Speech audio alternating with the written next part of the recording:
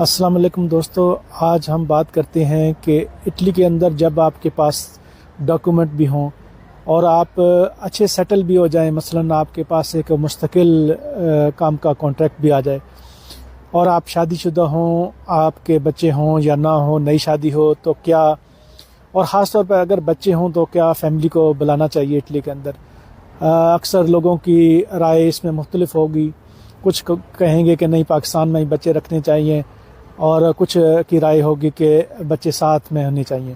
اچھا، اس میں میری رائے یہ ہے کہ آپ کے 7 بچے ہونے چاہیے.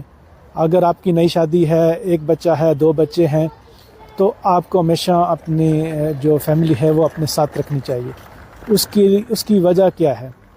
اور اس کی وجہ یہ ہے کہ جب جو بھی انسان ہے جس کی بھی اپنی شادی ہے، اس کے بچے ہیں، تو اب وہ اپنے خاندان کا، اپنے بچوں کا سربراہ ہے اپنے گھر کا.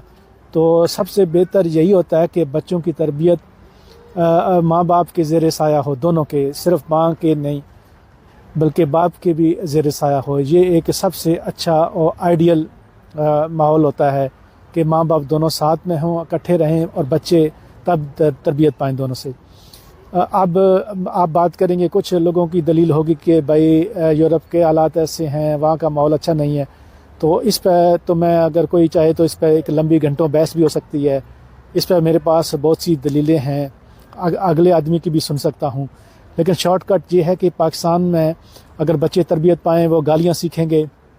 وہاں بھی اب ماحول آپ کو پتہ ہے، پاکستان میں بچوں کو لے جاتے ہوئے بھی ڈر لگتا ہے، اور خاص طور پر اگر کسی کی بچیاں ہوں تو باپ کو، بھائی کو اسکول، کالج، یونیورسٹی تک چھوڑنا پڑتا ہے. اور یونیورسٹی کے اندر کے حالات اور اسکولوں کے اندر کے حالات آپ کو پتہ ہے.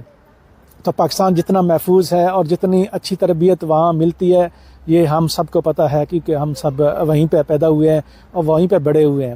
تو یورپ کے اندر کیا ہے کہ یورپ کے اندر ہر قسم کا ماحول ہے، جیسا آپ کو چاہیے اس طرح کا آپ کو مل سکتا ہے.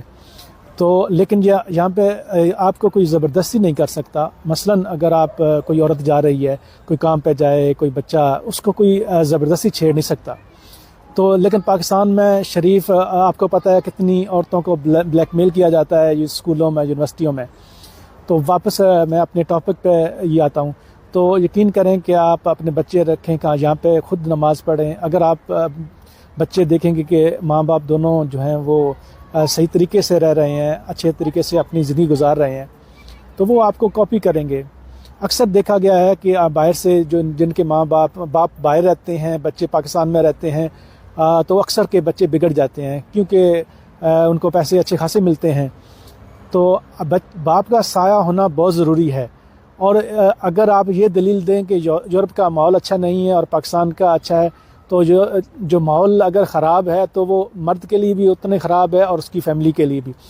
میں اس دلیل کو ہرگز نہیں مانتا کہ بچے جو ہیں وہ پاکستان میں رہیں تو اچھی تربیت پاتے ہیں. بالکل اس کے مخالف. اگر اس پہ کسی نے مجھ سے بحث کرنی ہو تو آپ، اگر آپ کو موقع ملے، آپ یورپین ممالک میں آئیں، اور آپ یو کے میں آئیں، جہاں پہ امریکہ میں آئیں، ایون کہ یورپ کے بھی جہاں مساجد ہیں، مدرسے ہیں. یقین کریں یورپ کی مسجدوں میں زیادہ نمازی ہیں بنسبت پاکستان کے. آپ بے شک ایسٹیمیٹ لگا لیں. اور جو لوگ، اور یہاں پہ کتنے لوگ دین پہ بھی چلتے ہیں، ہر قسم کے لوگ ہیں. پاکستان میں بھی مسجدیں خالی رہتی ہیں، 5,000 10,000 کی آبادی میں بعض اوقات آپ کو دو نمازی بھی نہیں ملتے. تو صاحب ایک جیسا ہی ہے. یہ ڈپینڈ کرتا ہے کہ آپ کا اپنا ماحول کیسا ہے، آپ خود کیسے ہیں. آپ اگر خود نماز پڑھیں، سب چیزیں صحیح رکھیں، تو ہر چیز صحیح ہے. تو میں تو یہی کہتا ہوں کہ اپنی زندگی انجوائے کریں، اپنی فیملی ساتھ رکھیں. یہ اللہ کا حکم بھی ہے کہ آپ، یعنی کہ تو کنسیپٹ ہی نہیں ہے نا کہ آپ پیسوں کے لیے سالوں سال دور رہیں. شکریہ.